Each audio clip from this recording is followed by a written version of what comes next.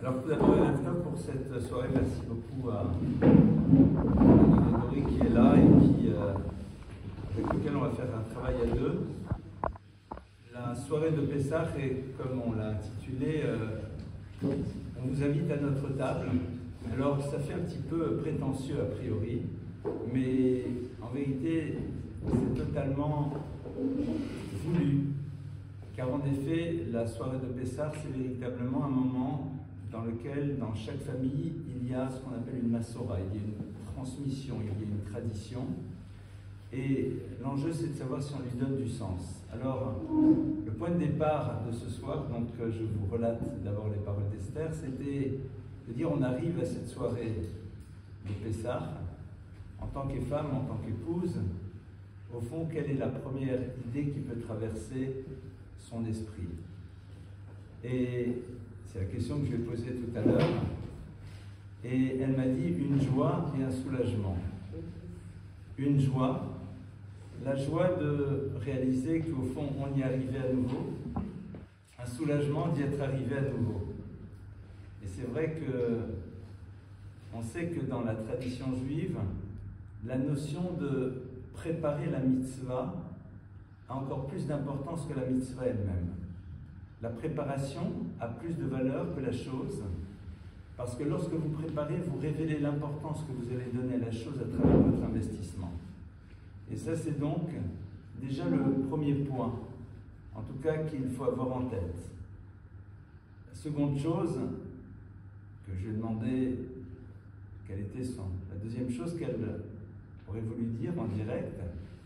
Alors, elle m'a rappelé cette histoire d'un maître qui s'appelait le Rav Moshe Feinstein, qui était un maître aux États-Unis et qui a posé la question comment se fait-il que tant de Juifs, qui lorsqu'ils étaient aux États-Unis, lorsqu'ils sont arrivés, gardaient le Shabbat, comment se faisait-il que bon nombre de leurs enfants, eh bien malheureusement, n'ont pas continué à faire Shabbat? Alors, Moshe Feinstein, qui a vécu cette période, a dit la chose suivante. Il a dit, au fond, lorsque ces Juifs gardaient le Shabbat, ils le faisaient au prix de grands sacrifices, car en effet, lorsqu'ils sont arrivés au début du XXe siècle aux États-Unis, eh bien, là-bas, évidemment, on travaillait 6 jours sur 7. Et lorsque vous ne vous présentiez pas votre travail le samedi, le lundi, vous saviez qu'il fallait trouver un autre travail, c'était évident.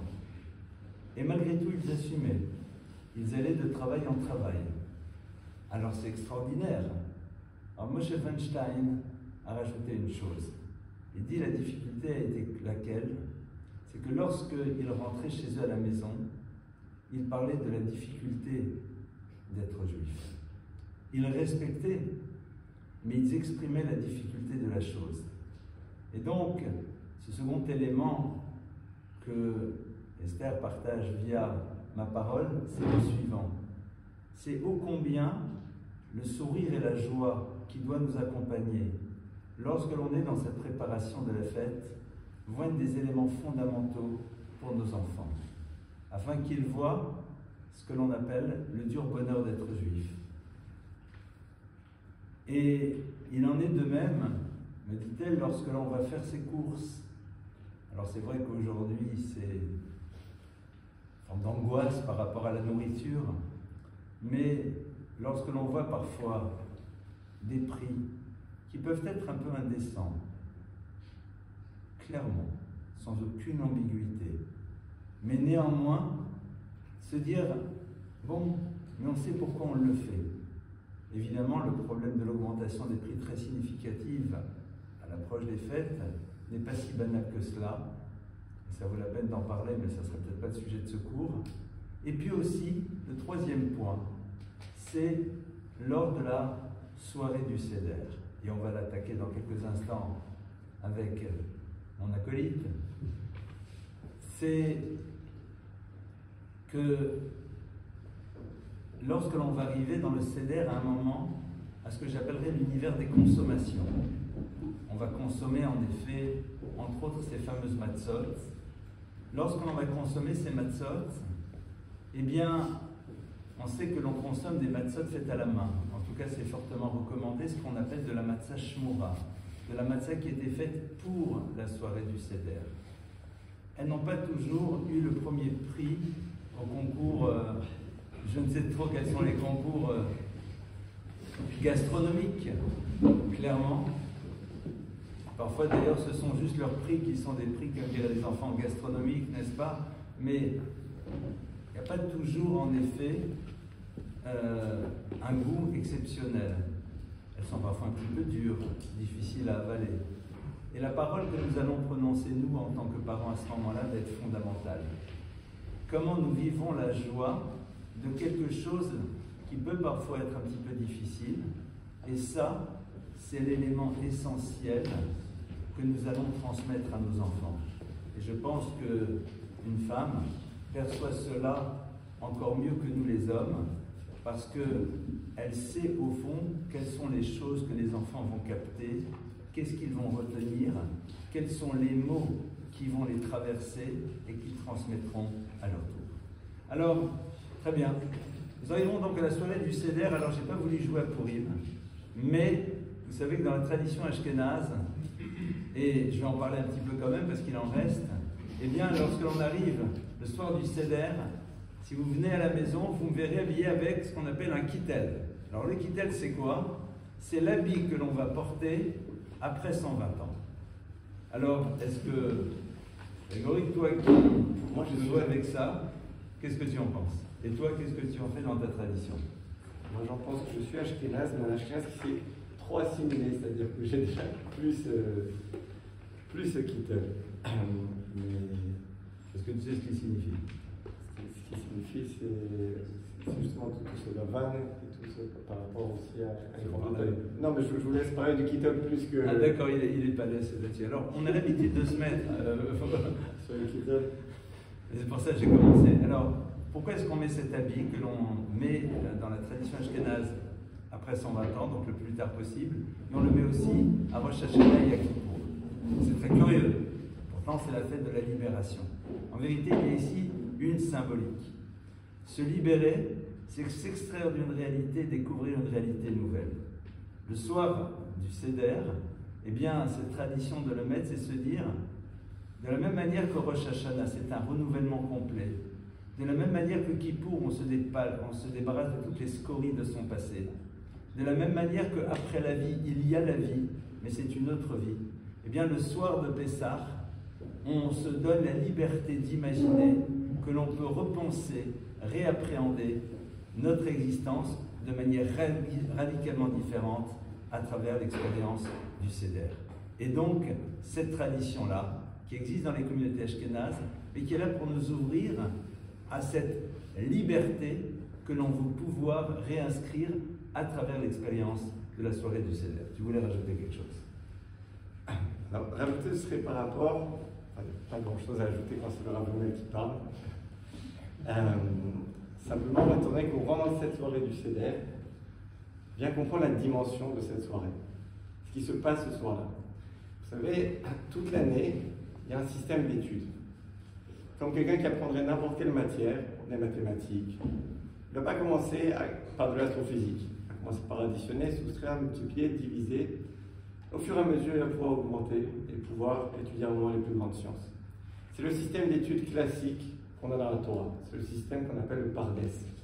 On demande à quelqu'un qui commence à étudier le Pardes, c'est-à-dire ses initiales de Pshat, Remez, Drash et Sod. Le sens simple, l'allusion, l'exégèse et le sens caché de la Torah. C'est un système extrêmement progressif dans lequel quelqu'un qui commence à étudier ne va pas commencer immédiatement dans les plus grands secrets de la Torah. Il y a une exception à ça. Le soir du Seder. Le soir du Seder, si vous prenez les lettres de Seder, c'est pile l'inverse. C'est Sod, Drash et Remez. C'est-à-dire qu'on est dans un système qui est totalement inversé. On est immédiatement, dès qu'on va rentrer dans Pessah, on va être immédiatement catapulté, qu'on soit un juif simple, juif érudit, quel que soit l'endroit d'où on vient, on est directement catapulté dans les plus hauts niveaux de sainteté qui puissent exister. Où est-ce qu'on voit ça? C'est que normalement, vous savez, on a une prière qui s'appelle le Hallel. Le Hallel, c'est une prière qui est très élevée. qu'on prononce à Rosh Chodesh et qu'on prononce durant la Yamim Tovim. Cette prière-là, pour y accéder, en général, on est obligé de passer par plusieurs degrés de sainteté. La prière du soir, par exemple la prière qu'on fait à Rosh Chodesh le soir, la prière de Shachrit du matin de Rosh Chodesh ou de fête, et enfin, on peut accéder au Hallel. Le soir de Pessah, c'est un soir où, comme je vous l'ai dit, on est directement catapulté dans cette sainteté.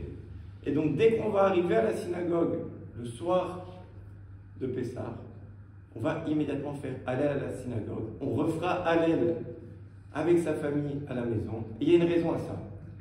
Une raison très importante. Un Zohar qui nous dit qu'Akadosh Baruch Hu, avec toute sa horde céleste, descend dans chaque maison juive pour écouter l'histoire du Sipur de Yetziat Mitzrayim, de la sortie d'Égypte. Et notamment, écouter les papas raconter cette histoire à leurs enfants. Et pour cela, Kadosh Baruch Hu se déplace. Et on va sûrement discuter en parlant de la Haggadah, de toutes les façons de pouvoir transmettre ça, mais je trouve que c'est quelque chose, c'est le soir, en fait, le soir du Seder, où un père va passer le bâton à son fils. Et c'est très important d'avoir ça en tête, ça va déjà nous permettre d'imaginer comment on va s'asseoir à table. La table du Seder, c'est pas le soir où on s'assoit avec ses copains, où on invite beaucoup de copains. Bien sûr, inviter quelqu'un qui n'a pas de table de Pessah, bien sûr, ça c'est très bien. Mais c'est pas le soir où je vais inviter tous mes copains, des couples d'amis, on va s'asseoir ensemble et on va mettre les enfants au bout de la table. On va commencer à s'échanger des Dvar Torah et avoir les enfants au bout de la table. Ce soir-là, Kadosh Baruch Hu, il rentre dans chaque maison pour voir un père parler avec son enfant, lui raconter la sortie d'Égypte. Chacun selon son niveau. Moi, je me souviens, j'ai fait Tchouva, j'avais 18 ans. C'est il y a à peu près 25 ans.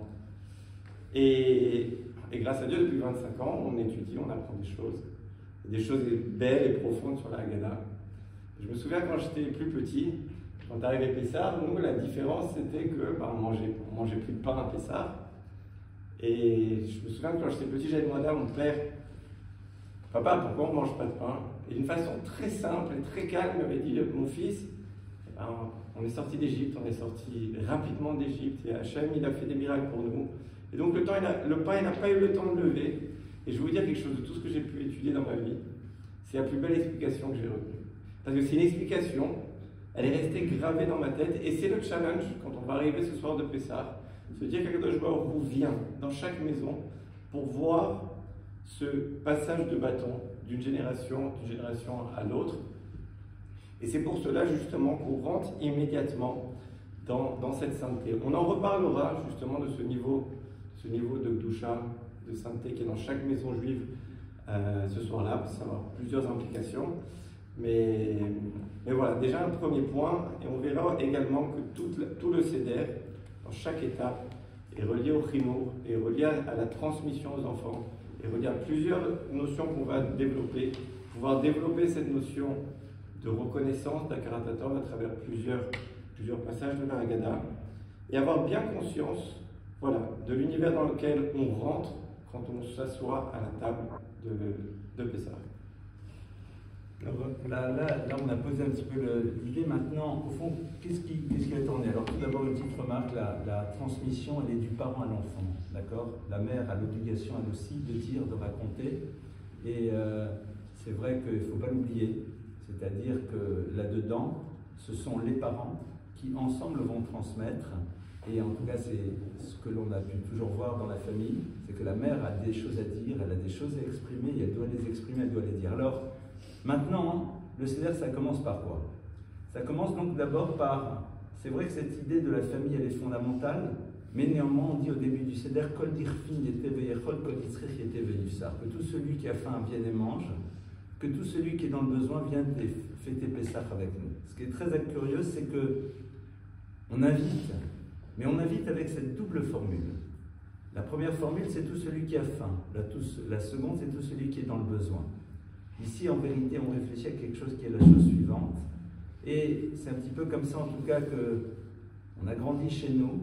C'est qu'on est dans un monde dans lequel, la plupart du temps, les gens ont de quoi manger. Et même s'ils n'ont pas de quoi manger, on leur a donné de quoi manger. Car nous savons que dès le début du mois de Nissan, nous devons nous préoccuper que toutes les personnes qui n'ont pas les moyens puissent les avoir pour fêter Pessah comme il se doit.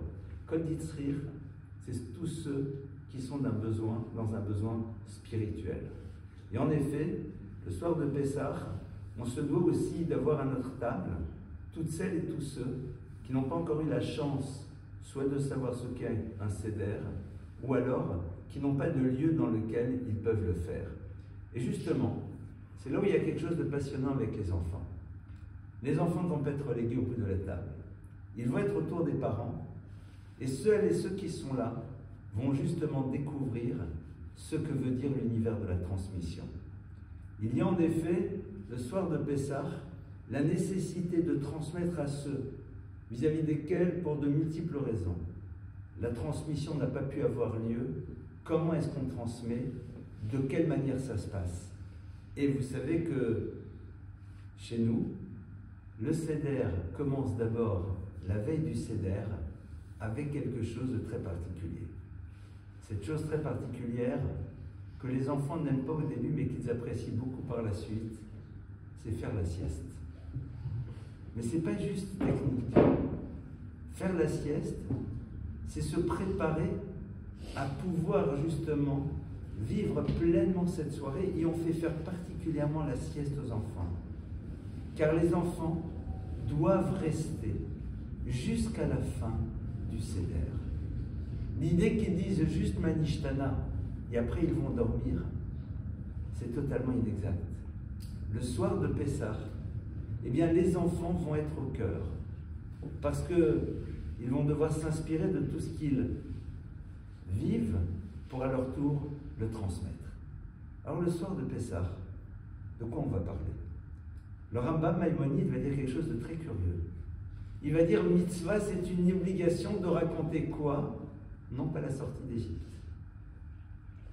Il ne va pas utiliser ce mot.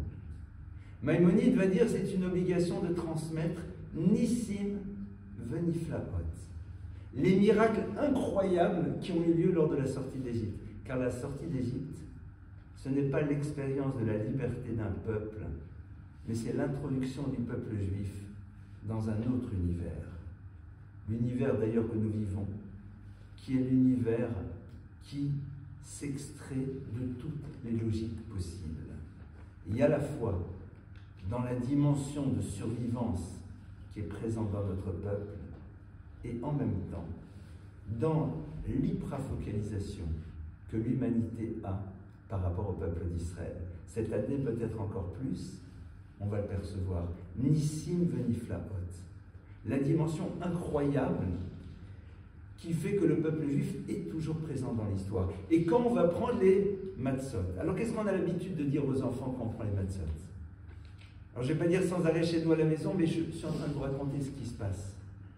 La première des paroles qu'on prononce, on leur dit, vous savez, ces matzot-là, vos arrière-grands-parents ont mangé les mêmes. Que ça soit au Maroc, que ça soit en Pologne, que ça soit en Alsace, que ça soit dans tous les pays. Elles étaient les mêmes.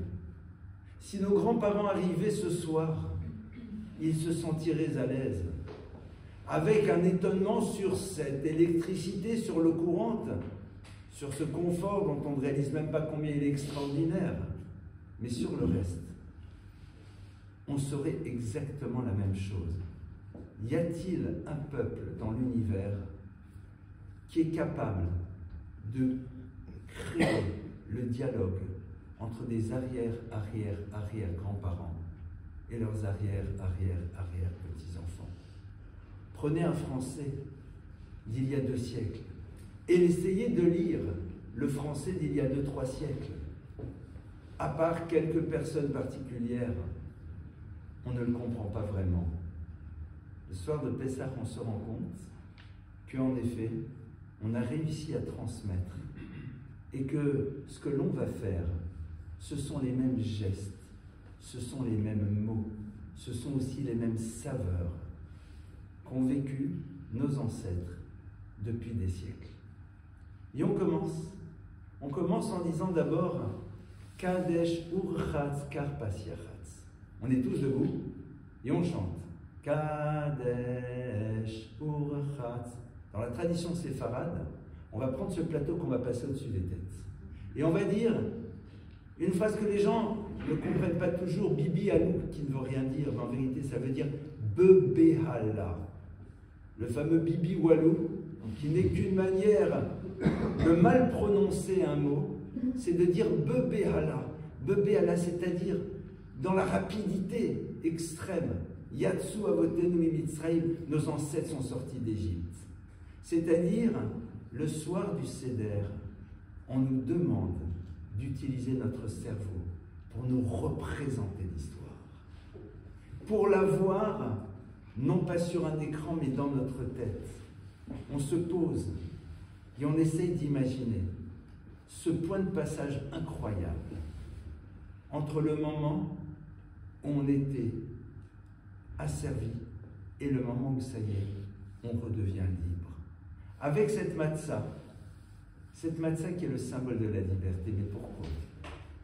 Parce que la matzah, c'est l'apprentissage de la maîtrise du temps. La matzah est matzah tant que vous la pétrissez, et quand vous avez fini de la pétrir, vous la cuisez immédiatement. Si vous laissez le temps s'écouler sans agir, vous n'êtes plus libre. L'absence de liberté, c'est le temps que l'on subit. L'absence de liberté, c'est cet univers dans lequel le temps est là, mais on ne sait pas quoi en faire. On y met des choses, mais parce qu'on n'est pas proactif dans l'utilisation de ce temps. Le soir du Seder, quand on prend cette matzah qu'on va brandir au début, eh bien on va dire, rappelons-nous, qu'on est inscrit dans une histoire et qu'on peut être en contact avec les générations précédentes. Et maintenant que nous sommes libres, posons-nous la question de savoir quelle est notre liberté à nous. C'est-à-dire, savons-nous être dans la maîtrise du temps? Savoir en faire quelque chose, c'est le matériau le plus extraordinaire. Et on dit cette phrase, Kadesh Uchatz Karpas Yachatz. On va énoncer tout ce qui va se dire la soirée du Seder. On annonce. Et le Seder se dit Seder, alors comme on vient d'entendre cette explication merveilleuse, Seder, c'est l'inversion, c'est le sol de Drash le Remez. On rentre à un niveau déjà très élevé. Seder, c'est l'ordre. Et avec les mots Seder, tu fais un autre mot. Quel est cet autre mot? Ce mot, c'est le mot Dorès. Dorès, c'est piétiner. Si je prends ce téléphone et je le piétine, je le casse en 1000 morceaux, et qu'il me demande de le lui rendre, je prends une balayette. Et très précautionneusement, je récupère la totalité des morceaux et je les lui présente. Qu'est-ce que tu me diras? Tu ne m'as pas rendu mon téléphone, c'est faux, je te l'ai rendu. Mais il est complètement désorganisé. Il ne peut plus remplir sa fonction. Le soir du Seder, on nous apprend qu'une vie, ça s'organise. Qu'il faut être capable d'utiliser les éléments de notre vie, les mettre à la bonne place, pour créer et faire de notre vie une véritable œuvre. C'est par cela qu'on commence cette soirée. Avec, et je te redonne la parole dans un instant, un point sur lequel, chaque année, nous nous arrêtons parce que j'ai appris de mes maîtres, et c'est ce qu'on transmet aussi à la maison. On n'est pas obligé chaque année de dire des nouveautés. On peut reprendre les choses. On peut les redire à nouveau. On y retrouve une saveur. Kadesh, Kiddush, sanctification. Urochatz, lavage des mains. Bien sûr, c'est technique. On va faire d'abord le Kiddush, on va prendre la première de ces 4 coupes. Et puis après, on va se laver les mains. Avant de consommer d'abord, suivant les traditions, du radis, du persil ou d'autres choses, ou de la pomme de terre trempée dans de l'eau salée. Et puis après, il y aura de nouveau le lavage des mains que l'on fera juste avant le repas. Mais il y a ici une autre symbolique. Kadesh, c'est la sanctification. Rochat, c'est se laver, c'est se débarrasser des scories de son histoire. Sortir d'Égypte, et c'est quelque chose qui est tellement important à savoir, surtout pour des enfants. Sortir d'Égypte, c'est ne pas attendre de se débarrasser de ce qui ne va pas pour commencer à agir dans le bien. N'attendons pas de nous être débarrassés de notre passé pour décider de construire un autre futur. Kadesh, sanctifions-nous. C'est-à-dire, soyons capables d'avoir une action positive, de faire des choses qui sont belles, même si par ailleurs, nous savons encore qu'il y a chez nous des choses que l'on devrait laver, des choses qu'on devrait faire disparaître, des choses qui n'ont plus leur place. Mais sortir d'Égypte, c'est être capable justement de se dire « je fais le bien », même s'il y a encore des choses que je dois raffiner et transformer à l'intérieur de moi. Ça, c'est le début, avec, tout de suite après, évidemment, ce qui douche, c'est-à-dire la première de ces 4 coupes. Et quand tes enfants te demandent pourquoi 4 coupes, toi tu leur réponds quoi?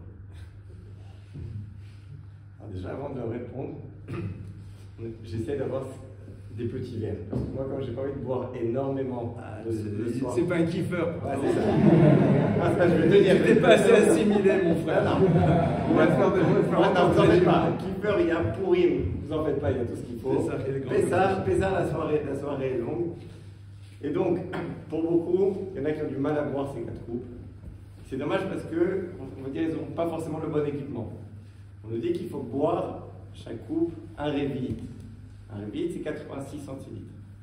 Si vous équipez de verres de 86 centilitres, pour ceux vraiment qui n'arrivent pas à boire un révit, ils pourront boire Rovko, c'est-à-dire la majorité de 86 centilitres, c'est-à-dire la moitié.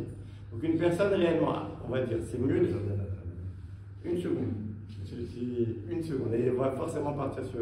Simplement, ça veut dire qu'une personne qui aurait du mal, finalement, avec, on va dire, 2 verres de 86 centilitres, il pourrait presque, il arrivera à remplir ses obligations des 4 coupes, plutôt que prendre des verres qui sont trop importants, on ne boit pas forcément les bonnes quantités, etc., etc. Donc, je conseille toujours de pouvoir s'équiper de verres qui font la bonne mesure. En tout cas, à mes enfants, qu'est-ce qu'on leur dit? C'est déjà que ces 4 coupes correspondent, comme vous le savez, à 4 expressions qui se trouvent dans la Torah. Ces 4 niveaux de libération par lesquels sont passés les Bnei Israël. La première coupe correspond à Veotseti. Ils sont sortis de quoi? Ils sont sortis de ce statut d'esclave. Pas ce statut d'esclave, ce dur labeur. Ils étaient asservis en Égypte. La première étape de leur libération, c'est que ce labeur s'est arrêté. La deuxième étape qui correspond à la deuxième coupe, c'est que le statut d'esclave leur a été retiré en Égypte. Vega Alti, c'est l'extraction physique du pays d'Égypte. Vela Karti, c'est Akadosh Baruch Hu qui nous a extraits spirituellement, c'est-à-dire qui nous a pris pour peuple au Har Sinaï. Le Rav Shlomo Zalman Auerbach pose la question, il dit pourquoi 4 coupes de vin et pas 4 bonbons par exemple pour des enfants, et pourquoi pas 4 bouchas pour les keepers. Alors il dit que justement, un bonbon, le problème du bonbon, c'est que le premier bonbon fait un effet, le deuxième bonbon fait un peu moins d'effet, et le troisième bonbon encore un peu moins d'effet. Et nous, ce qu'on veut le soir de Pessah, c'est sentir qu'on se libère de plus en plus, qu'on passe ces étapes de plus en plus. Si on prenait une boucha, le problème c'est qu'on serait catapulté trop vite, on serait libéré trop vite. Et l'effet, en fait, le vin a cet effet qui s'additionne, et plus on boit progressivement, plus justement on sent cette libération physique et aussi spirituelle. Et il y a une halakha dans le Shulchan Aruch, une loi dans le Shulchan Aruch qui est assez intéressante, qui nous dit qu'on a le droit, pour ceux qui veulent se faire plaisir, de boire entre la première et la deuxième coupe. Celui qui voudrait boire un peu de vin entre la première et la deuxième coupe, il a le droit de boire. On dit entre la deuxième et la troisième coupe, tu peux boire, c'est le seder, c'est le repas. Et pendant la troisième et la quatrième coupe, on n'a pas le droit de boire. Et si on regarde bien, c'est quoi la troisième et la quatrième coupe? On a dit la troisième coupe, c'est Vega Alti, c'était l'extraction physique. Et la quatrième coupe, c'est Vela Karti, l'extraction spirituelle. En fait, ce que le Shulchan Aruch est en train de nous dire d'une certaine façon, c'est tu ne pourras pas t'interrompre là-bas. Tu ne peux pas faire d'interruption entre une libération physique et une libération spirituelle. Parce que si Akadosh Baruch Hu nous avait juste sorti physiquement, alors ça aurait été pire qu'être asservi en Égypte. Parce que celui qui n'est libéré que physiquement, finalement, il n'est jamais libre. Il reste asservi à ses ta'avot, à ses besoins, à la nourriture, à son etc., à énormément de choses. Celui qui veut vraiment être libre, il va devoir associer libération physique à libération spirituelle. Et il y a d'ailleurs une belle allusion à ça, c'est que si vous prenez la valeur numérique de Yetziat Mitzrayim, la sortie d'Égypte, c'est 891. Et c'est égal à la valeur numérique de Naaseh Venishma, 891. C'est-à-dire que... C'est ce que j'avais fait. Mais c'est-à-dire que Yetziat Mitzrayim, c'est la sortie d'Égypte, et Naaseh Venishma, c'est ce qu'on a dit au Har Sinaï, c'est justement quand on a accepté la Torah, quand on a dit Naaseh Venishma, nous ferons et nous comprendrons. C'est-à-dire c'est notre acceptation dans la Torah. Et d'une certaine façon, le fait de ne pas s'interrompre entre les deux, c'est justement dire que c'est Akadosh Baruch Hu qui nous dit d'une certaine façon à travers la Haggadah, voilà, la seule raison pour laquelle, et la bonne raison de sortir d'Égypte, c'est de venir et dire Naaseh Venishma. Parce que comme on l'a dit, une libération physique sans spirituelle va être extrêmement problématique. Il y a une allusion à ça dans l'histoire de Yosef. Vous savez, il y avait écrit là-bas que Yosef a été jeté dans le puits. La Gemara nous dit que le bord, le puits, il était rec, il était vide. El Bomaïm, et il n'y avait pas d'eau. Et la Gemara là-bas commente, elle nous dit qu'il n'y avait pas d'eau, mais il y avait Nechashim Vakravim. Il y avait des serpents et des scorpions. Ça veut dire quoi? Nos sages nous disent, c'est quoi le bord? Le bord, disent, c'est l'esprit, le cerveau. Disent un bord, un puits, un bord, un esprit dans lequel il n'y a pas de maïm, dans lequel il n'y aurait pas de Torah. Vous savez que l'eau est toujours associée à la Torah. Alors ne croyez pas qu'il n'y aura rien dedans. Ce qui va arriver, c'est Nechashim Vakravim, c'est-à-dire les mauvaises pensées. C'est-à-dire que l'esprit ne reste absolument jamais neutre. On ne peut pas se dire, par exemple, parfois des parents disent, je ne veux pas que mon fils connaisse trop de Torah. C'est-à-dire, je ne veux pas remplir son esprit avec trop de Torah. Il faut aussi avoir conscience qu'un esprit qui n'est pas rempli avec de l'eau, il ne restera pas neutre. Il y aura forcément autre chose qui rentrera, comme on dit, Nechashim Vakravim, c'est-à-dire d'autres pensées qui vont venir remplir. Donc la meilleure chose qu'on peut faire avec les enfants, c'est essayer de les abreuver, de pouvoir leur donner le maximum pour que ces esprits, pour que ce bord soit rempli le maximum d'une maïm, d'une eau qui soit bonne et équilibrée.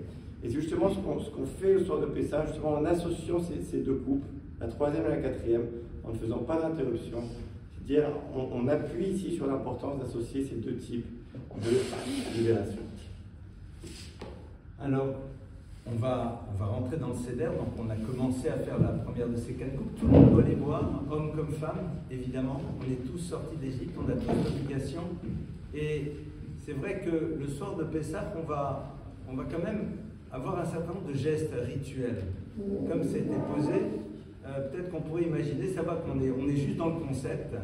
Et vous allez constater d'ailleurs que par la suite, quand on va arriver à la matzah, d'accord? Quand vous venez chez nous à la maison, malheureusement l'appartement n'est pas suffisamment grand pour vous accueillir tous, mais c'est vrai que généralement la table est remplie de tout ce qu'on peut mettre, d'accord? On ne peut pas. Eh bien, on va vous distribuer au moment où on va manger de la matzah, mais c'est en rapport avec ce qu'il vient de dire, des sachets. Des sachets dans lesquels on vous a mis une quantité de matzah. Donc on a déjà préparé des sachets. Et si vous venez à la maison l'après-midi, ou le matin, si j'arrive à le faire le matin, vous me voyez avec un pèse cuisine, comment ça s'appelle, une balance de cuisine électronique, qui est là, et avec des matzot, je coupe la matzah, je la mets dessus et je pèse. Et je regarde et je fais 2 styles de paquets. Ceux que j'aime et ceux que j'aime plus. Non, c'est pas vrai. C'est le paquet pour ceux qui disent vas-y et ceux qui disent donne-moi ce qu'il faut mais sans plus. Alors, c'est quoi? C'est une quantité, c'est entre 20 à 50 grammes de matzah suivant les opinions. Alors, c'est très curieux. Pourquoi j'ai besoin de te donner? Et quand on arrive au moment où on va manger la matzah, vous allez nous voir, on commence à la manger, on fait la bracha, et là, personne ne parle. Accoudé, Et on essaie de tout terminer en minimum 2 minutes, si on peut 4 minutes et maximum 9 minutes. Et la soirée vient de se passer avec des grandes pensées philosophiques, métaphysico-spatio-temporelles, etc. Et là, brusquement, on a l'impression qu'on est là bloqué dans une forme d'enfermement religieux avec, en vérité, il y a ici quelque chose de génial. D'abord, sachez que le soir du Seder, c'est la seule fois dans l'année où on accomplit un commandement de la Torah de consommation. Quand vous mangez, vous accomplissez une mitzvah. C'est quand même pas mal. Mais la Torah te dit, il faut manger. Mais c'est quoi manger? C'est quoi aimer? C'est quoi écouter? Tous les mots doivent être définis. Si je me donne à moi la définition du mot, alors l'autre peut avoir sa définition du mot. Et le troisième aussi. Et après, chacun définira, mais dans tous les domaines. On ne peut pas arrêter la définition juste à certaines choses. Manger, c'est une définition. C'est une quantité minimale dans un temps maximal. Sinon, ça s'appelle goûter. Au moment où nous sommes en train de boire, et comme tu viens de le dire, cette quantité de vin qui est, suivant deux opinions, 86 centilitres ou 15 centilitres, mais ça dépend, etc., etc., d'accord? Enfin, 86 millilitres, non, c'est pas 86. Si, oui, voilà. Eh bien, à ce moment-là, on nous dit, il faut boire. Mais c'est quoi boire? Boire, c'est une certaine quantité. Parce que le soir du Seder, on est en train de s'inscrire dans une histoire dans laquelle on va avoir une référence qui est la Torah, qui va nous dire c'est quoi être libre, c'est quoi aimer, c'est quoi construire, c'est quoi l'autre. Parce que dans un monde dans lequel on se réserve la liberté de définir les choses par soi-même, on ne pourra jamais empêcher l'autre de donner ses propres définitions. Et c'est le point de départ de ce qui justifie tous les totalitarismes. Parce qu'on redéfinit les choses. Parce qu'on dit qui est le mal et qui est le bien. Parce qu'on définit ce qui doit être, ce qui ne doit pas être. Parce qu'en Russie soviétique, on considère qu'en effet, la notion de famille n'a pas sa raison d'être, parce que la famille, c'est pas ça, c'est autre chose. Parce que la semaine, c'est plus 7 jours, c'est 10 jours. Et aimer, c'est tout simplement, et chacun crée ses définitions. Le soir du Seder, quand on va dans ces détails, c'est pour se rappeler que la Torah, dans chaque élément, nous donne des définitions. On peut décider qu'on ne les partage pas. Mais dans ce cas-là, tu ne pourras jamais empêcher d'autres d'avoir leur propre définition. Ça, c'est un premier point. Et après, on commence, il va y avoir le fameux épisode de Karpas. Karpas, est-ce que tu as envie d'en dire quelque chose sur cette coutume très curieuse dans laquelle on commence le Seder en trempant un petit légume dans de l'eau salée. Alors, avant de te donner la parole, juste rappeler que toute l'histoire de la soirée se passe autour de la dimension d'interpellation qu'on va créer et de l'observation qu'on va avoir de quelque chose qui a l'air d'être quand même un petit peu bizarre. Au fond, on introduit ici la base même de la transmission, c'est la capacité d'être émerveillé et après, la capacité de questionner. Parce que quand vous questionnez l'histoire que vous rencontrez, vous vous questionnez vous-même sur votre propre histoire, et se questionner, c'est s'exposer à une réponse, donc à un autre mouvement d'existence. Ça, c'est une des lectures qu'on va faire du Karpas, qui est tout simplement cette chose un peu bizarroïde, qui est là pour nous rappeler que cette soirée, il va falloir se donner les moyens d'être dans le questionnement, parce que c'est le questionnement qui est à l'origine du mouvement. Vas-y. Ah, pardon. Donc on arrive donc à ce Karpas, et ce Karpas, il ne faut jamais, même quand on apprend des nouvelles interprétations très intéressantes, ne jamais oublier les bonnes vieilles interprétations, et qui sont les meilleures, qui sont la base. C'est-à-dire, bien sûr, le Karpas dans l'eau salée, ça vient nous rappeler quoi? Les larmes d'Israël, cette douleur, ce dur labeur. Et donc, ça, c'est très important de rappeler aux enfants. Il y a autre chose qui peut être extrêmement bénéfique pour les enfants et pour toute la famille. On est au début du Seder. Et pendant toute la soirée, on va parler de libération, de liberté. Et peut-être qu'avant de parler de tout ça, il faut s'arrêter un instant et réfléchir sur les raisons qui nous ont amenés justement dans cet exil de Misraïm. Sinon, on va passer la soirée à parler de liberté. Et si on n'a pas bien intégré les raisons qui nous ont amenés en Égypte, finalement, on va raconter toute l'histoire et on sera constamment dans une histoire d'exil qui se répétera. Et donc, comment on est arrivé en Misraïm, en Égypte, on sait, ça a commencé avec l'histoire de Yosef. Les frères de Yosef, des frères qui n'arrivaient pas à s'entendre, des frères qui étaient jaloux du petit frère Yosef, qui avait reçu une tunique rayée, qui était un peu plus rayée, avec un peu plus de fil que ses autres frères, ce fameux Kétonet Passim. Et à cause de ce Kétonet Passim, de cette tunique rayée, les frères ont jalousé Yosef, ils l'ont vendu à travers une histoire assez extraordinaire. Yosef est devenu vice-roi d'Égypte, et ensuite le reste de la famille a suivi en Égypte. Et le Ben Ishraï, qui était un rabbin assez extraordinaire à peu près une centaine d'années à Bagdad, nous dit qu'en fait, ce Kétonet Passim nous fait remarquer que dans Bereshit, chapitre 37, verset 3, il est écrit là-bas, sur Kétonet Passim, Rashi nous dit, donc cette tunique, c'est quoi Kétonet Passim? Il nous dit, c'est comme au Karpas. C'est comme le Karpas. Et si vous réfléchissez bien, le céleri, qui est en général utilisé pour le Karpas, il est rayé. Et il rappelle cette tunique rayée. Et nous, le soir de Pessah, quand on va commencer ce Seder, alors on ne va pas tremper, bien sûr, dans du sang, on va prendre ce céleri qui rappelle la tunique rayée de Yosef, la raison qui a entraîné l'exil, et on va la tremper dans l'eau salée qui rappelle les larmes de Yaakov, parce qu'on sait que Yaakov a eu beaucoup de mal à se consoler de cette perte, en tout cas de cette crainte de perte de Yosef.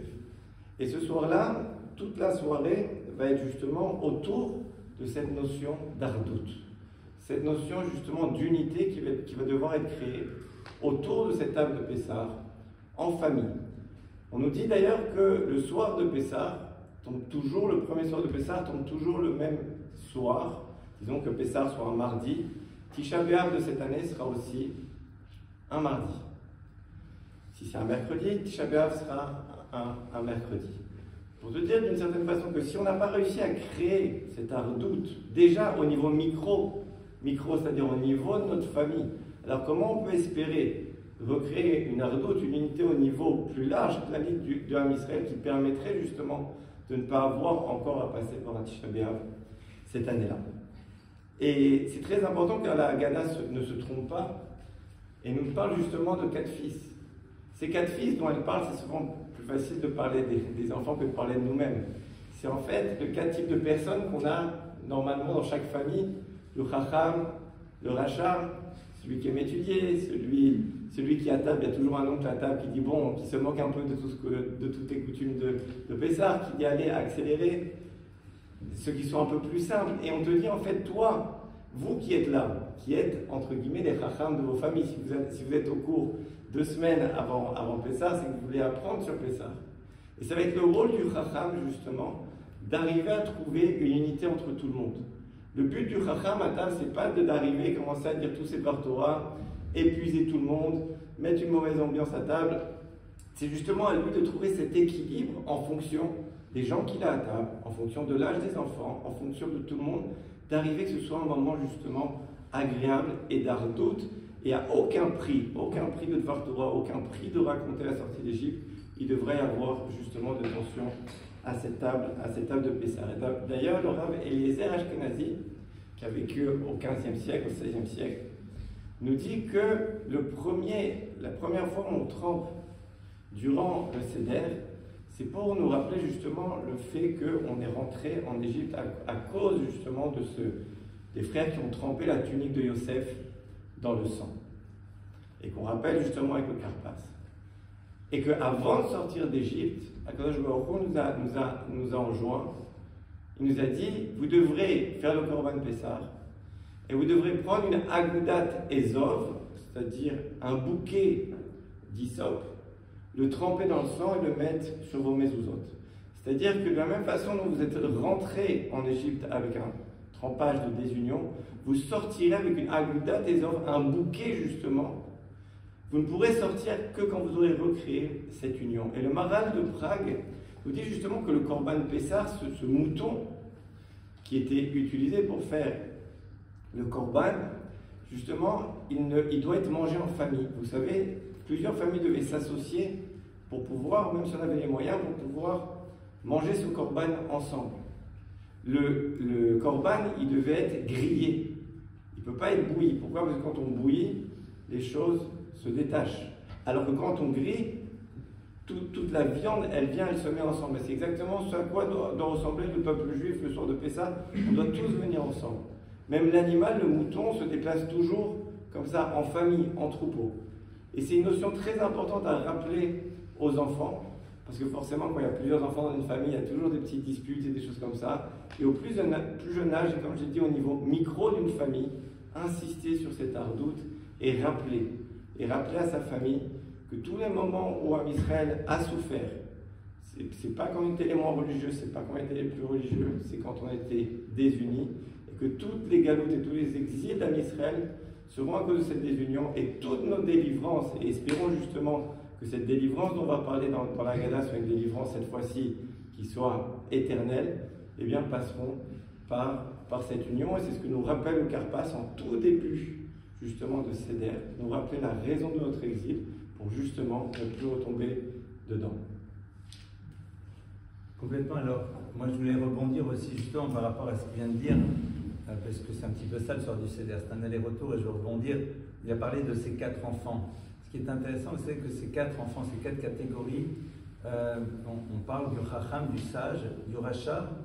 Le Racha, c'est celui qu'on appelle le méchant, j'aime pas la traduction. Tam, celui qui est simple. Sheno Yodé Alishol, celui qui ne sait même pas qu'il y a lieu de poser des questions. Ce qui est très curieux, c'est de constater que justement on a mis le Racha, c'est-à-dire celui que l'on croit être dans le mal, juste à côté du Chacham, juste à côté du sage. Alors que la logique aurait été peut-être de le mettre en dernier. Alors l'idée peut-être elle est la suivante. C'est qu'en réalité, celui qui à un moment est appelé Racha, c'est quelqu'un qui a juste oublié comment il aurait pu utiliser autrement son potentiel. Quelque part, on le met juste à côté du Chacham pour se rappeler que la frontière est parfois fine entre l'univers de la sagesse et l'univers qui l'est moins. C'est tout simplement l'absence de réflexion sur la manière dont on pourrait utiliser notre potentiel. Et ça permet justement, alors qu'on a été capable d'identifier les différents styles, d'être malgré tout dans ce lien. Parce qu'on se dit au fond, il aurait pu être différent. Et donc, il peut le devenir encore. Et c'est un petit peu ce qui va se jouer dans cette soirée, en sachant que celui qui est mis en numéro 4, c'est celui qui ne sait même pas qu'il y a lieu de poser des questions.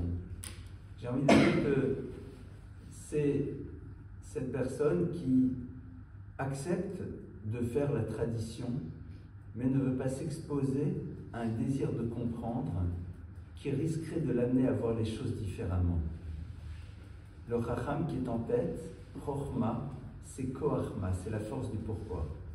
Poser une question, c'est s'exposer une réponse. C'est pour ça que c'est ça la sagesse.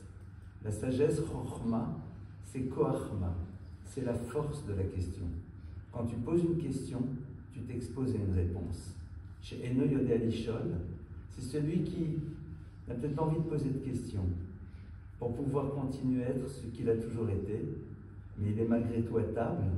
Et tout l'enjeu, justement, c'est de générer chez lui, à un moment, une interpellation, une réflexion, et peut-être, à partir de cela, un autre mouvement. Alors, on commence, et puis après, Karpas Yachatz, on va prendre donc cette fameuse matzah du milieu. Alors, il y a 3 matzot.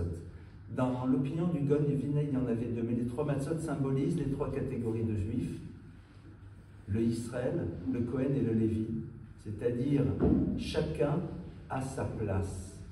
C'est intéressant, c'est-à-dire chacun a une fonction à remplir. Chacun a une fonction à remplir. Et on va prendre cette matzah et on va la couper en deux. On va la couper en deux. Alors dans vos familles, je ne sais pas comment ça se passe, mais chez nous, à ce moment-là, les petits-enfants, aujourd'hui on a le bonheur d'avoir les petits-enfants, c'est plus nos enfants petits, mais c'est déjà les petits-enfants, sont là. Et puis ils repèrent exactement, on va couper, on va cacher cette demi-matzah, parce que ça va être leur jeu de venir la subtiliser pour par la suite ne la rendre que contre cadeau. D'accord? C'est comme ça la tradition. Et quand on est malin, on repère, on la trouve et on la cache ailleurs. Et après ceux qui sont embêtés, mais bon, ça c'est un autre sujet. Alors, pourquoi cette matzah coupée en deux? Différentes raisons. La première, c'est parce qu'on dit que c'est l'image d'un pauvre qui met toujours de côté parce qu'il, au fond, sait qu'il n'est pas sûr d'avoir demain. Et ça montre que même si on a la chance de ne pas se poser cette question, se rappeler que peut-être dans le peuple juif, il y a des personnes qui se posent cette question. Et donc, j'ai envie de dire, émotionnellement parlant, se sentir lié à eux et s'interroger sur ce que l'on a fait avant la fête pour leur donner la possibilité de se sentir bien. Mais c'est aussi la Géoula, c'est aussi la libération. Se rappeler qu'elle n'est pas définitive. On est la génération dans laquelle on pensait que ça y est, tout était derrière nous. Et on constate que c'est inexact. Mais c'est ce que chaque année on dit. Chaque année on dit à nos enfants, vous savez, le jour de gloire n'est pas encore arrivé. Non pas dans une vision anxieuse de notre vie, mais pour leur dire que la partie la plus essentielle n'est pas encore là. C'est le moment dans lequel le peuple d'Israël sera reconnu à la place qu'il doit occuper dans l'univers, c'est-à-dire comme étant source d'inspiration pour les nations du monde, à travers la manière éthique dont il va construire son existence au niveau collectif et dans l'introduction de la relation au divin, dont l'humanité malheureusement a bien peu de relations, a bien peu de rapports. Ça, c'est ce qu'on va faire au moment où on coupe cette matzah en deux, en cachant une partie qui est la plus grande, pour dire qu'en vérité, on sait qu'elle est là. Il va falloir qu'on la trouve, c'est-à-dire à l'image de quelque chose que l'on cache et que l'on ne peut retrouver que si l'on fait un effort. C'est pour ça que les petits-enfants vont la cacher, parce qu'on va devoir faire un effort pour la trouver, mais pour se dire que pour que cette dimension-là de la libération arrive, il va falloir faire des efforts, mais des efforts non visibles, non pas des efforts de construction d'un pays qui est fondamental, mais des efforts non visibles, c'est-à-dire des efforts à l'intérieur de nous-mêmes, de transformation de regard que l'on a sur la vie, d'une manière autre d'être à l'intérieur de nous. Il y a la première Géoula, elle est là, elle est présente, on est physiquement là. On a la chance, qu'on le veuille ou pas, de ne plus être autant qu'à l'époque en but à l'antisémitisme, même s'il est toujours présent. Il y a quelque chose qui est du domaine de la libération visible. Nous ne sommes plus soumis à l'Égyptien sous ses coups. Mais il y a une autre libération. Mais celle-là, elle va demander des efforts. Et celle-là, elle est intérieure, elle est cachée. Mais c'est elle qui détermine tout. Et ces notions-là, c'est important que les enfants l'entendent. Peut-être pas avec les mots que j'utilise, mais de savoir que l'essentiel est encore à venir et qu'au fond, c'est merveilleux. Parce que ça veut dire qu'on a encore des objectifs à atteindre, on a des batailles à mener, et c'est au fond ce qui donne du sens à notre quotidien. Est-ce que tu veux intervenir sur cette partie du Yachatz? Sur le Yachatz, simplement dire que ça rappelle également le fait que la mer s'est ouverte devant Israël, donc quand on la coupe, et comme ça rejoint tout à fait ce que vous avez dit, aussi c'est un peu cette idée de partager son pain, de le couper, de partager avec le pauvre, et ça introduit justement immédiatement le Al-Rahmania, où on invite justement le pauvre, et c'est l'occasion justement de rappeler en préparation du Seder, avant le Seder, cette mitzvah de Kimcha V'Pisra, de s'assurer que chacun dans le peuple juif aura de quoi faire le Seder, de matzot, en termes de vin, etc., pour pouvoir faire la fête. Et c'est une mitzvah qui est très importante parce que justement, quand on va rentrer dans l'Arma Aliyah, on va dire que tout celui qui a besoin, que tout celui qui a faim, il vienne et il rentre chez nous. Et on sait qu'il y a peu de chances qu'il y ait quelqu'un qui rentre. C'est-à-dire qu'on ouvre la porte, mais en tout cas, pour être sûr qu'on ne prononce pas ici quelque chose qui soit, excusez-moi, mais hypocrite, de dire que chacun, tout celui qui a besoin, qui rentre.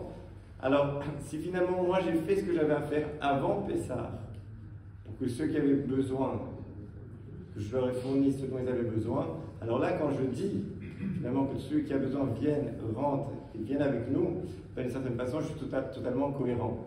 Alors que si je n'ai pas fait ça, je manque de cohérence, et on a dit ce soir-là, justement, Akadosh Baruch Hu, avec toute sa horde céleste, est ici. Donc ce qu'on ne voudrait vraiment pas faire ce soir-là, c'est une sorte de faux témoignage. Donc bien s'assurer, c'est très important. Et pourquoi justement, durant cette fête, c'est important de s'assurer que les pauvres ont de quoi faire cette fête, parce que c'est la fête de la liberté. On ne peut pas se considérer libre en se disant qu'il y a encore des gens dans notre peuple qui n'auraient même pas les moyens minimums. Et je sais que, comme vous l'avez dit, hein, dans une génération où souvent on se dit que tout le monde a, je pense que le Rav le sait très bien parce qu'il est proche de famille, je suis également, il y a beaucoup de gens parmi Israël qui n'ont pas quoi faire. Et je veux vous dire, aujourd'hui, ça paraît, j'ai reçu un message d'un ami en Israël qui est vraiment quelqu'un qui n'est pas un pauvre, c'est quelqu'un, vraiment un ami, et qui, voilà, aujourd'hui m'a dit, et ça m'a vraiment étonné, voilà, je suis dans une situation où je n'ai pas de quoi faire plus tard, et je ne peux même pas te demander de me prêter parce que je me suis trop endetté, est-ce que tu aurais du maaser? Et quand c'est quelqu'un qui est un ami, qui fait partie de notre milieu, c'est pas comme souvent on se dit non, le pauvre s'est éloigné, non, il y a des gens proches de nous, et c'est là où la Torah nous a enjoint de façon très claire. Elle nous a donné deux injonctions par rapport au matzot. Une injonction qui nous dit que Shivat Yamim Tochal Matzot, pendant 7 jours, tu mangeras les matzot. Et aussi que pendant 7 jours, les matzot seront mangés. Seront mangés à la forme passive, c'est-à-dire toi tu mangeras, mais tu t'assureras que ces matzot seront mangés. Et là, c'est pas moi qui vais vous raconter l'histoire des 4 coupes de lait. Je vais essayer de quand même la rappeler cette histoire parce qu'elle me semble vraiment aller avec ce qu'on vient de dire, c'est-à-dire faire très attention, ne pas attendre justement que le pauvre vienne tendre la main. Ok, alors j'ai raconté l'histoire, c'est que c'est le titre de mon premier livre. Et j'ai donné à chacun des livres le 3e, qui s'appelle Miroir d'argent. Chaque fois, le titre est basé sur une histoire. Et ça, c'est une histoire vraie qui s'est passée chez un maître qui s'appelait le Briskorov, le Rav de Brisk. Il faut savoir que son ancêtre, après Brisk, a mis en place dans le peuple juif une manière très originale d'étudier. C'est une étude extrêmement, intellectuellement parlant, extrêmement brillante, très profonde. Et Brisk, c'est un univers dans lequel on est très très pointilleux sur l'accomplissement des mitzvot. Seulement après Brisk, qui était dans tous les détails de la mitzvah, était celui qui accueillait chez lui le Shabbat et les fêtes, toutes les filles et mères de la ville de Brisk. Parce que c'était quelqu'un qui était autant pointilleux dans la mitzvah de Matzah que des téphilines, que dans tous les commandements qui régissaient le rapport à l'autre. Et il disait aux gens, depuis quand la Torah me dit-elle qu'une personne qui par ailleurs aurait une conduite qui a été la sienne n'a pas le droit d'être présente à ma table? Les 4 coupes de lait, c'est l'histoire d'un de ses descendants, le Briskorov, à qui un jour quelqu'un lui posait la question en tant que Rav, est-ce qu'on peut faire les 4 coupes du seder sur du lait? Et le Rav lui a dit non. Cet homme repart. Et le Rav appelle un de ses élèves, lui dit, va voir où cet homme habite et reviens. L'élève le suit discrètement, repère l'endroit où il habite, revient chez le Rav. Le Briskorov lui dit, maintenant tu vas prendre 12aine, 15aine, je ne connais pas le chiffre, de bouteilles de vin et quelques kilos de viande, et tu vas aller les déposer. L'élève part, amène, l'autre reçoit, Vous savez, ça me fait, je fais juste une parenthèse. J'ai eu hier mon fils au téléphone, Avram, et on a fait une collecte où les gens ont été extrêmement généreux pour pouvoir donner des bons d'achat de 1000 shekels. 1000 shekels, ça fait 250 euros. Et il dit, papa, tu sais, tu vois des familles, on leur amène cette carte de crédit, parce que c'est une carte de crédit, pour ne pas qu'ils aient honte, et ils pleurent. On leur donne 250 euros, ils pleurent, tellement ils sont bouleversés. Il faut imaginer les besoins. Et donc, c'est ce qu'ils m'ont raconté hier. Et l'élève revient. Et quand l'élève revient, il dira, bon, j'ai compris, il a voulu savoir si on pouvait faire sur du lait, vous avez compris que sans doute il n'avait pas de vin. Mais pourquoi la viande? Le Rav lui a dit, je te rappelle que les 4 coupes de lait qu'il aurait voulu boire à la place des 4 coupes de vin, dans l'organisation de la soirée du Seder, il y en a 2 avant le repas et 2 après le repas. Or, nous savons que lorsqu'on a consommé de la viande, on ne peut pas boire de lait après. Si cet homme pensait pouvoir boire 4 coupes de lait le soir de Pessah, c'est qu'évidemment, il n'avait pas de viande aussi à son repas. Je dis toujours que cette histoire vraie et qui a eu lieu, nous apprend qu'il faut aller dans l'au-delà du mot, entendre ce que l'autre te dit, mais qu'il n'arrive pas à t'exprimer avec des mots, mais qu'il faut être capable quand même d'écouter. Donc, je ne sais pas quelle heure il est, parce qu'on est à peine dans l'introduction du Seder à la maison. Le Seder commence vers 10h, il se finit en moyenne à 4h du matin, plus ou moins. Et on vient à peine de commencer. Il est quelle heure là? Il est 10h Moins 5. Moins 5. Alors, je vais peut-être rajouter encore une toute petite chose et on va jouer un peu les prolongations avec vos questions.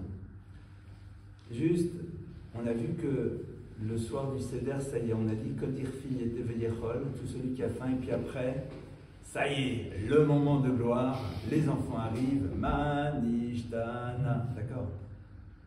Avec. Mais c'est très curieux. Parce que si c'est une soirée dans laquelle l'enfant doit questionner, alors pourquoi on donne un questionnaire imposé? On devrait dire, mais posez vos questions. Allez-y les enfants. Non, Manishtana, Alayla. Et il y a marqué que même si on est seul, on se les pose à soi-même.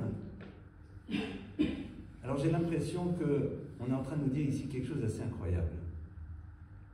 Un enfant juif qui a grandi dans une famille dans laquelle il a été habitué aux traditions ne pose pas de questions parce que c'est normal. Pourquoi on fait Kiddush vendredi soir? Ben parce que c'est Shabbat. Pourquoi tu allumes les bougies? Ben parce que c'est Shabbat. L'enfant, tu lui demandes la question, c'est normal. Ça fait partie de son way of life. C'est normal. Pour lui, c'est ça la vie. Le soir du Seder, on dit à l'enfant, mais à nous parents, est-ce que tu as donné à l'enfant la possibilité de s'interroger sur ce dont il a l'habitude pour découvrir qu'il y a un sens? Traduction. Es-tu prêt à faire émerger chez lui la question? C'est-à-dire, as-tu commencé à réfléchir à la réponse? Combien de parents, malheureusement, et on ne pourra jamais les juger parce qu'ils n'ont pas eu cette chance d'apprendre, on dit aux enfants, c'est comme ça, c'est la tradition. C'est déjà très beau, mais c'est parfois tellement insuffisant par rapport au questionnement que peut nous poser la vie et tellement d'autres choses. Quand on commence à dire Manishtana, l'enfant, on lui dit, mais pose la question. Mais pourquoi il faut manger des matzot? Moi je vous pose une question toute simple et je ne vais pas y répondre. Et vous allez y réfléchir. Le soir du Seder, le soir de Pessah, il faut manger de la matzah, pourquoi? Pain de misère et pain de liberté. Ok, et pourquoi on ne pourrait pas manger après la matzah une baguette? Si le but c'est de manger ce pain qui nous rappelle la sortie d'Égypte et l'asservissement, mangeons-le, tartinons-le avec du Nutella, avec ce que vous voulez. Mais une fois qu'on a fini de le manger, on se rappelle, on fait l'ambiance et on mange et le pain et on peut chanter, danser, faire ce que vous voulez. C'est fait, on l'a vécu, super. On peut m'amener un baba au rhum, on peut prendre un petit whisky. Cette question, je vous la pose. Peut-être qu'à chacun d'entre nous de prendre le temps de découvrir la réponse. C'est pas pour vous faire le coup des séries Netflix. On va voir la semaine prochaine Bezrat Hashem. Mais on va conclure avec justement ce qui est censé être un seder, c'est-à-dire avec vos questions. On se prend un quart d'heure pour vos questions. Avant de manger, c'est pas de la matzah, c'est des choses encore qu'on a le droit de manger avant. Allez-y, à vous les questions.